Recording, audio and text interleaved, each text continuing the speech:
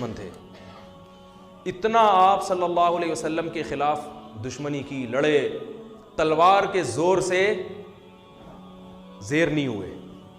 آپ صلی اللہ علیہ وسلم جانتے تھے خالد بن ولید بڑا غیرت والا آدمی ہے. 70 صحابہ کو خالد بن ولید نے قتل کروایا ہے غزوہ احد میں, اسلام دشمنی میں. لیکن آپ صلی اللہ علیہ وسلم کی بصیرت دیکھو, یہ نہیں کہ ان کو بس کسی طرح مار دو, انہوں نے 70 افراد کو شہید کروایا. نا آپ صلی اللہ علیہ وسلم جانتے تھے غیرت مند ہے تبھی تو لڑ رہا ہے, غیرت کا غلط استعمال میں لڑ رہا ہے. لیکن یہ ان کو یہ کنفیوژن ہے کہ یہ صحیح ہے اور ہم کیا ہیں, غلط ہیں. یہ سمجھ رہے ہیں ہم نے ان کے باپ دادا کے دین پہ حملہ کیا ہے, حالانکہ اصل ان کے باپ دادا کا دین وہی ہے جو ہم پیش کر رہے ہیں. جہالت ہے, غلطی ہے. کسی طرح ان کو زیر کرو. ایسا غیرت مند آدمی اگر ہمیں مل گیا تو کس کے لیے کام کرے گا؟ جو ہمارے مخلص لڑاکا اللہ کے لیے لڑنے والے 70 کو شہید کر سکتا ہے, وہ اسلام دشمن جو اللہ کے لیے نہیں لڑتے ان کا کیا کرے گا؟ تو آپ صلی اللہ علیہ وسلم نے کیسی بہترین تدبیر کی کہ صلح حدیبیہ کے بعد آپ صلی اللہ علیہ وسلم نے جب خالد بن ولید لڑنے کے لیے آ رہے تھے تو صلح حدیبیہ ہوئی تو چلے گئے, پیغام بھیجا کہ خالد بن ولید کو جا کے بتاؤ کہ نبی نے پیغام بھیجا ہے کہ تمہارے جیسا سمجھدار اور ذہین آدمی اب تک اس کی سمجھ میں اسلام نہیں آ رہا, یہ بات ہماری سمجھ میں نہیں آ رہی. او کما قال صلی اللہ علیہ وسلم, اتنا ذہین آدمی ہو کہ اسلام نہیں سمجھ میں آ رہا. تو خالد بن ولید نے جب یہ سنا فوراً متاثر ہوئے. انسان اپنی تعریف سن کے خوش ہوتا ہے. عزت دار لوگ جو ہے نا وہ پیشانی سے پکڑ کے گالیاں دے کے نہیں لین پہ آتے. وہ عزت دار آدمی آپ اس کو اچھے الفاظ سے دین کی طرف بلاؤ گے تو وہ آ جائے گا. قادیانی بھی اگر دین پہ لانا چاہتے ہو نا اور وہ اس میں آپ کو نظر آتا ہے کچھ, تو پھر آپ کو اس سے بہت محبت سے بات کرنی پڑے گی. یہ نہیں جا کے ایک صاحب گئے نا ایک قادیانی کو دعوت دینے کے لیے, ارے کتے جیسی تیری شکل ہے, اس طرح کی بات مجھے اچھا نہیں لگ رہا ممبر پہ بات کرنا. کتے جیسی تیری شکل, وہ تو تبلیغ کرنے جا رہا ہے, کیا کرنے جا رہا ہے بھائی, اس کو وہ آئے گا. تو خالد بن ولید کا دل کیا ہو گیا؟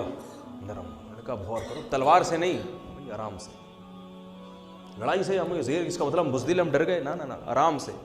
تو خالد بن ولید آئے اور اسلام قبول کیا. اور پھر آپ صلی اللہ علیہ وسلم نے کہاں بھیجا ان کو؟ غزوہ موتا میں. 3000 کی لڑائی 3 لاکھ سے تھی تقریباً, مجھے پورے اعداد ابھی یاد نہیں ہے. اور آپ صلی اللہ علیہ وسلم نے ان کو کمانڈر بنا کے نہیں, عام فوجی بنا کے بھیجا.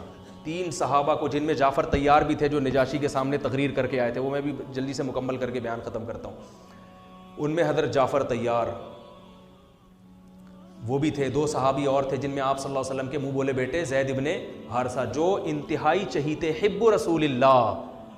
جب کوئی سفارش کرنی ہوتی تھی نا کسی نے, تو حضرت زید ابن حارثہ کو جا کے لوگ بتاتے تھے کہ نبی ان کی بات کو مسترد نہیں کریں گے. ایسے چہیتے کو آپ صلی اللہ علیہ وسلم نے میدان جنگ میں بھیج دیا کہ بھئی رومی حملہ کر رہے ہیں, 3 لاکھ کا لشکر ہے. اتنے چہیتے کو بھیجا آپ صلی اللہ علیہ وسلم نے. یہ آپ کی بھی قربانی تھی. جھوٹا نبی ہوتا کہتا ہے ابے بھائی اپنے کو یہاں رکھو, ٹھیک ہے.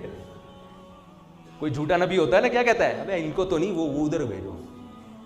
تبھی آپ دیکھ لیں آج کل جو سیٹ اپ چل رہا ہے نا, چھوڑو ابھی میں زیادہ آگے نہیں جاؤں گا. آج کل جو عجیب سا سیٹ اپ چل رہا ہے, اپنے یہاں دوسرے وہاں, تو ایسا سیٹ اپ چل رہا ہے آج کل. تو نبی صلی اللہ علیہ وسلم نے زید ابن حارثہ کو بھیجا اور جعفر طیار کو, دوسرے عبداللہ ابن رواحہ تھے یا کیا نام تھا ان کا, ایسے مجھے ذہن سے نکل رہا ہے, تو وہ عبداللہ ابن رواحہ رضی اللہ عنہ.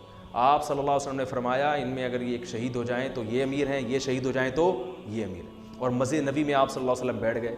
اب 3 لاکھ کا مجمع ہے اور ادھر تھوڑے سے لوگ ہیں, اور دفاعی جنگ تھی, یہ اقدامی نہیں تھی. ان کو مدینہ آنے سے روکنا تھا. رومی انگریز ہیں. رومی کون تھے؟ جن کو آج انگریز کہا جاتا ہے نا, یہ ان کی اولادیں, انہی کی اولادیں جن سے یہ صحابہ کی لڑائی ہوئی تھی. تو وہ یہ بڑے اس وقت بھی بڑے منظم ہوتے تھے. یہ نبی صلی اللہ علیہ وسلم کی ایک روایت ہے, فرمایا تقوم الساعہ والروم اکثر الناس, قیامت قائم ہوگی پھر بھی رومی دنیا میں زیادہ ہوں گے. تو ایک تابعین نے جب یہ حدیث سنی, انہوں نے کہا کہ میں یہ ساری قومیں دنیا سے ختم ہو رہی ہیں, اسلام کی تلوار کے نیچے آ رہے ہیں, رومی رہیں گے آخر تک, تو کوئی ان میں یقیناً کوالٹی ہوگی جس کی وجہ سے مسلمان ان کو قرب قیامت تک ہی, گورے تبھی تو دیکھو نا اب تک ہیں, اتنی بڑی بڑی طاقتیں ہیں. باقی روم اور فارس غائب ہو گئے, پتہ ہی نہیں کہاں. اتنی بڑی بڑی طاقتیں تھیں جو ان سے زیادہ مضبوط تھی رومیوں سے. تو انہوں نے جب اپنا خفیہ نمائندہ بھیجا نا کہ ان میں دیکھیں یہ کیا ان کی کوالٹی ہے جس کی وجہ سے یہ ایسی شکست نہیں ہوگی، ان کو ان سے جنگ رہے گی. تو انہوں نے یہ نوٹ کیا کہ ان کی کوالٹی یہ ہے. دیکھو صحابہ بھی سیکھتے تھے غیر مسلموں سے بھی، غیر مسلموں میں سے بھی سیکھتے تھے ان کے اندر کیا کوالٹی ہے، تاکہ وہ کوالٹی ہم اپنے اندر بھی پیدا کریں. کون سی بات ہے ان میں، تو وہ سیکھنے کے لیے گئے. تو جا کے دیکھا تو انہوں نے رپورٹ جو بنائی، جو رپورٹ پیش کی وہ یہ تھی کہ ان کو جب شکست ہو جاتی ہے تو یہ دوبارہ لڑائی اس وقت تک نہیں لڑتے جب تک اس شکست کے اسباب پہ غور کر کے اس سبب کو دور نہ کریں. وہ غلطی دوبارہ نہیں دہراتے یہ. اب دیکھو امریکہ افغانستان میں آیا، رشیا والا اسٹائل نہیں ہے امریکہ کا، اس لیے کہ اس کو پتا تھا کہ رشیا جس اسٹائل میں آیا تھا طاقت اور قوت کے بلبوتے پر زمین پہ فوج اتار کے پٹھانوں سے پنگا لے لیا اس نے، ہے بھائی، اور پٹ کے واپس جا رہے.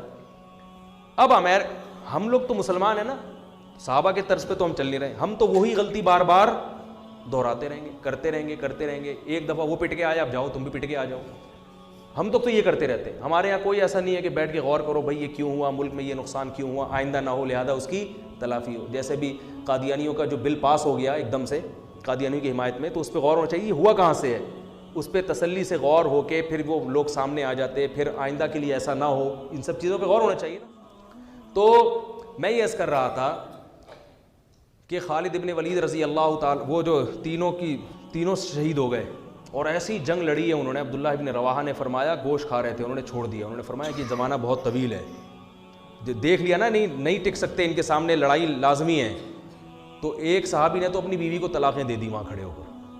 انہوں نے کہا بیوی یاد آ رہی ہے جس کی وجہ سے میں جنگ میں لڑ نہیں پا رہا، تو اس کو طلاق دی تاکہ اب نہ بچوں کی فکر نہ بیوی کی فکر. اب کیونکہ لڑائی اتنی سخت تھی، ظاہر ہے کوئی ریشو نہیں بنتا نا، اتنے بڑے لشکر کو بھگانے کا کوئی تناسب ہی نہیں بنتا نا، کوئی جنگ کا کوئی کچھ تو ہو. تو اب تو ظاہر ہے صرف جذبہ ہی ہے اور بھرپور لڑائی ہے موت کی، تو وہ موت کی نیت سے تلوار لے کر کود پڑے. یہ ہیں صحابہ جن کو رافضی لوگ گالیاں دیتے ہیں، جن کو برا بھلا کہتے ہیں. تو تلوار لے کر میدان جنگ میں کود پڑے اور شہید ہو گئے، ان کو چانس ہی نہیں تھا. تینوں جب شہید ہو گئے ہیں تو لوگ پریشان ہوئے کہ اب کس کو کمانڈر بنائے. تو لوگوں کی نظر آئی خالد ابن ولید پر کہ یہ میدان ہے، یہ 70 انہوں نے وہاں اتنی زبردست جنگ لڑی تھی تو یہاں بھی لڑ سکتے. اور آپ صلی اللہ علیہ وسلم مسجد نبی میں بیٹھ کر صحابہ کو یہ پورا واقعہ سنا رہے ہیں. اللہ نے بطور معجزہ آپ کے سامنے پورا وہ جنگ کا واقعہ آپ کے سامنے رکھ دیا. آپ صلی اللہ علیہ وسلم نے فرمایا عبداللہ ابن رواحہ شہید ہو گئے، حالانکہ بہت دور تھا یہ مدینہ سے، اور آپ صلی اللہ علیہ وسلم کی آنکھوں سے آنسو جاری. یہ معجزے کے طور پر آپ نے بتایا. پھر آپ نے فرمایا کہ جعفر طیار شہید ہو گئے، وہ بھی شہید ہو گئے. انہوں نے جھنڈا ہاتھ میں لیا اور وہ بھی شہید ہو گئے. اور آپ صلی اللہ علیہ وسلم کی آنکھوں سے جعفر طیار تو بہت زیادہ چہیتے تھے نبی صلی اللہ علیہ وسلم کو. حضرت علی کے بعد سب سے بڑا مقام اہل بیت میں حضرت جعفر طیار رضی اللہ تعالیٰ عنہ کا سمجھا جاتا تھا. تو آپ صلی اللہ علیہ وسلم نے صحابی کو خبر دی کہ جاؤ ان کی 4 بیویاں ہیں، ان کو جا کے اطلاع دو کہ وہ شہید ہو گئے ہیں. پھر ان کے بچوں کے سر پہ ان کے چھوٹے چھوٹے یتیم بچے تھے حضرت جعفر طیار کے، ان کے سر پہ آپ صلی اللہ علیہ وسلم نے پیار کیا، اور آپ صلی اللہ علیہ وسلم ان بچوں کا پھر بہت خیال کیا کرتے تھے. تو وہ عورتوں کے رونے کی آواز آئی، بڑا دلچسپ واقعہ ہے. پھر آپ صلی اللہ علیہ وسلم نے منع کیا کہ ان عورتوں کو کہو کہ اپنی آوازیں پست کریں، گھر کی 4 دیواری سے آواز ان کی باہر نہ نکلے. بڑے خوبصورت جوان تھے حضرت جعفر طیار اور نبی کے چہیتے تھے. اور غزوہ بدر میں حضرت جعفر طیار کی بڑی قربانیاں تھیں. جب یہ آیا ہے نا کافروں کا لشکر بدر میں سامنے، اور کافروں کے سردار آئے کہ حل میں مبارز کوئی ہے ہم سے لڑنے والا، یعنی پہلے ہم سے لڑے پھر ہم دونوں میں سے کوئی قتل ہوگا تو پھر جنگ شروع ہوگی. ایسے بھی تھے. تو ادھر سے کون آئے؟ پہلے کچھ انصاری صحابی آئے. تو وہ جو ولید ابن عقبہ تھا نا، ولید ابن عتبہ، اس نے کہا نہ ہمیں اپنے جیسا چاہیے، ہمیں کیسا چاہیے؟ قریشی سردار ہونا چاہیے جو میرے مقابلے میں آئے، پھر لڑائی کا مزہ آئے. یہ وہ بہادری ہے جو کس میں تھی؟ بولو نا بھائی، عربوں میں. تو ادھر سے پھر حضرت علی آئے، حضرت جعفر طیار آئے، حضرت حمزہ آئے. ادھر سے بھی 3 آدمی ادھر سے بھی 3. تو اس نے کہا نام اکفاؤنا، ہاں یہ ہیں ہماری قوم کے، ہمارے جیسے شیر ہیں، بہادر ہیں، لڑنا جانتے ہیں، ان سے لڑائی میں مزہ آئے گا. اور پٹ گئے تینوں. تینوں کیا ہو گئے؟ تو ادھر سے حضرت جعفر طیار جب آئے نا تو یہ تو بہادری کی بات ہے نا بھائی. ادھر 313 ادھر 1000، اور لڑائی ایسے شروع ہو رہی ہے کہ دونوں میں سے جب تک ایک زندہ ہے لڑائی شروع نہیں ہوگی. اور اس میں کتنا 50% چانس ہے نا اپنے شہید ہونے کا, اور سامنے سے بھی پتا ہے کہ بہادر ترین آدمی آیا ہے. کمزور ہو تو آدمی کہتا ہے میں جاؤں یار, میں بسم اللہ کروں, بلکہ اس میں بھی نہیں جائے گا, وہ کیا یار پٹ پٹا ہی نہ جاؤں میں. تو ایسے صحابی تھے جعفر طیار, اور وہ غزوہ موتا میں نبی کے کیسے چچا زاد بھائی شہید ہو گئے. تو آپ صلی اللہ علیہ وسلم کی آنکھوں سے آنسو بہہ رہے ہیں, اور آپ نے فرمایا کہ وہ بھی شہید. پھر آپ کے جو چہیتے, حب رسول اللہ, نبی کے چہیتے, حب کا ترجمہ اردو میں کیا ہوگا؟ چہیتا. کہتے ہیں نا بڑا چہیتا ہے, لاڈلا ہے, نبی کے لاڈلے, جن کو آپ صلی اللہ علیہ وسلم نے لے کے کئی سال پالا ہے, اتنی محبت دی کہ جب ان کے اصل باپ دادا آئے نا ان کو لے جانے کے لیے, تو انہوں نے کہا نہیں نہیں میں نہیں جاتا, میں ادھر ہی رہوں گا. اتنی محبت ہو گئی تھی. اطلاع آئی کہ وہ بھی شہید ہو گئے. تو اب آپ صلی اللہ علیہ وسلم نے فرمایا قد اخذ الرایۃ سیف من سیوف اللہ, اللہ کی تلواروں میں سے ایک تلوار نے جھنڈا ہاتھ میں لے لیا. اس میں اشارہ تھا کہ اب یہ تلوار ٹوٹے گی نہیں, کیونکہ یہ کس کی تلوار ہے؟ اللہ کی. اسی وجہ سے کہا جاتا ہے کہ خالد ابن ولید, حضرت خالد ابن ولید خود بتاتے ہیں کہ میں گھمسان کی جنگوں میں لڑا ہوں شہادت حاصل کرنے کے لیے, مگر کس پر میری موت واقع ہو رہی ہے؟ بستر پہ رو رہے تھے.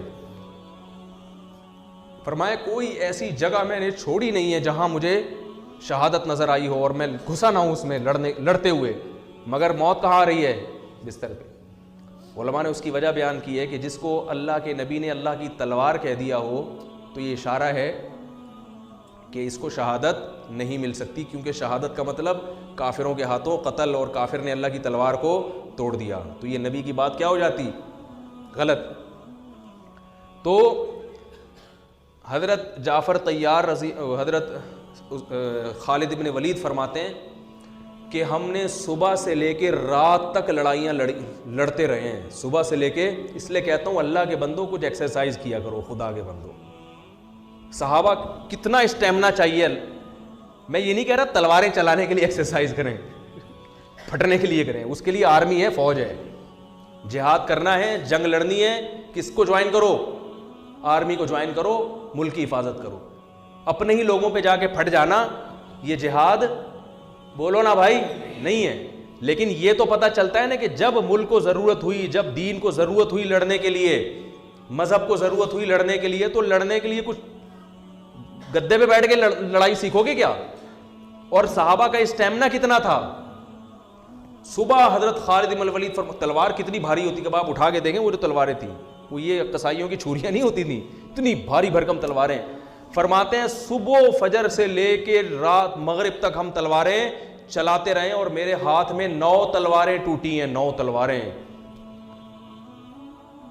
اتنے لاکھ مجمع کے ساتھ لڑنا, اور کہتے ہیں میں اتنا قتل کیا ہے بندہ میں نے کہ ان کا اتنا زور تھا, مدینہ ہاتھ سے چلا جاتا صحابہ کے, مدینہ ہاتھ سے چلا, مدینہ کا دفاع تھا یہ.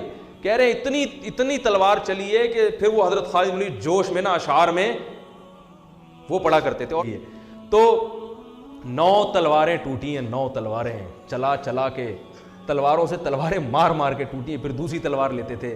اور کہتے ہیں ہم پھر شاعری میں اپنی بہادری کے واقعہ بیان کرتے تھے کہ ہم نے جنگ کے موقع پر یا اس طرح تحدیث بن نعمت کے طور پر یہ بہادری بیان کرنا غلط نہیں ہے. تو بتاتے تھے ہم نے کھوپڑیوں کے مینار بنا دیے, کیونکہ 3 لاکھ سے مقابلہ اتنا قتل ہوا ہے, پھر وہ دشمن بھاگا ہے وہاں سے.